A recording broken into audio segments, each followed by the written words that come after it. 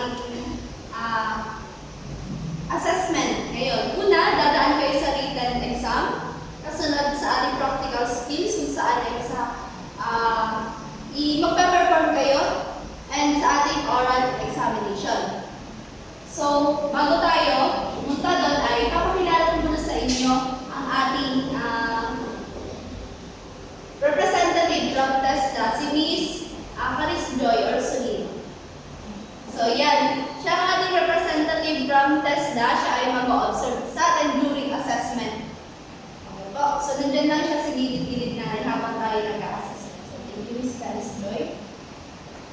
So, narito ang aking mga paalala sa inyong candidates habang tayo nag-assessment. So, mamaya ay siguraduhin kayo susunod sa aking mga sasabihin.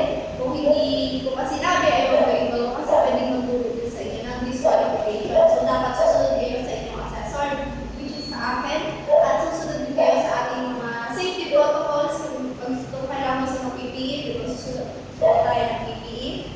Ano pa ba? So, kung hindi kayo naiintindihan sa ating instruction, huwag kayo mahihiyang magtanong kay assessor. Ano po? So, huwag kayong magtatanong kayo sa kasama kay assessor, kayo magtatanong. So, lahat naman ng inyong information na ilalagay dito ay hindi naman lalabas sa ating assessment. So, kumbaga, dito lang din sa atin. So, dyan, binigay ko sa inyong booklet nyo yan. Mababasa nyo dyan kung ano ba yung mga kailangan yung ma-achieve ngayong araw. And then, yung mga kailangan yung permahan ay permahan nyo. And then, here, meron tayo dito mga papers na kailangan nyo rin permahan dito po. So, basahin niyo yung booklet. Ano po? Panigurado naman kayo na-orient na ng inyong mga trainer bago kayo isalat ngayon sa ating assessment. Tama po ba?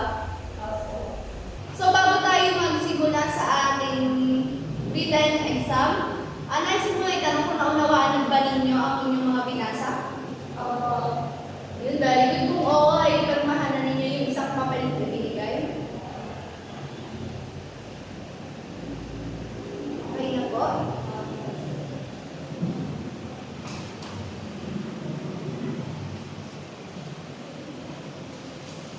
So, para sa ating written exam, ito.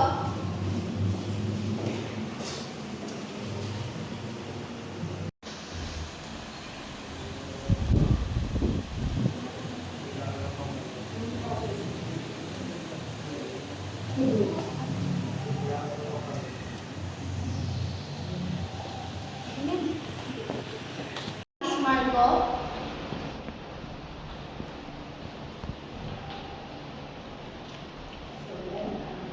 Kinakabahan ka?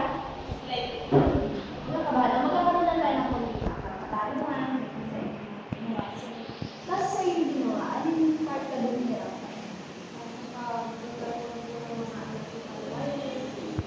Sa waiting. So, nagkakabahan mo naman siya ng tama. Bukod pa doon, ano ba yung mga pinaharap mo kanina na inakala mo hindi mo nalalampasan? Siguro sa sobrang kaba, nalalampasan ako naman. So, doon lang tayo, magpapractice pa tayo ng paano ba yung rubber tools. Kasi kinaya mo naman na nakis. So, sa tingin mo, saan mo magagamit ang mga ginawa mo? Siguro po, para sa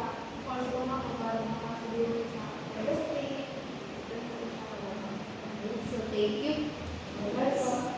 Next is pasyente.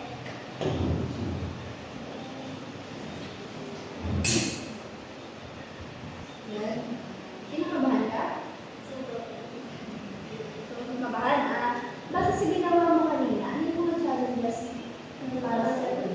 Siguro po yung sa connection or yung pagkaan sa mga machine na meron tayo.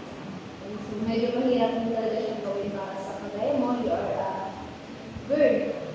Bukod pa doon, ano pa ang mga kagaya? Siguro po yung, di ba marami kong kulay sa connection. So, medyo nalay po siya dapat ko. So, yun dapat mas na-practice pa, mas maibig bago sumala sa assessment. Sa tingin mo, yung mga ginawa mo kanina ay may kapakinabangan ba sa mga kasalukuyang status mo sa pag-aaral? Meron po kasi po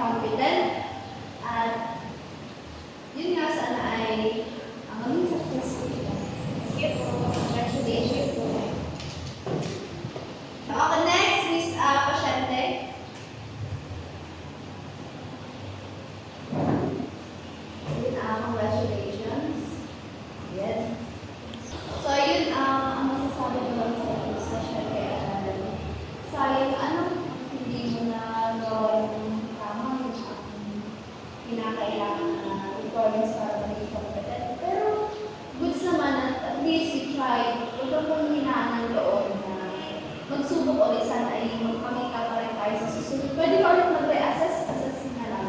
So yun, di kung ano yung mga ginawa natin kanina is magiging lesson siya para sa susunod na day. So but still, congratulations pa rin. You did a great job. But yun nga, hindi umabot sa ating qualification, but still, huwag pang hinahaan. Congratulations. You are not competent.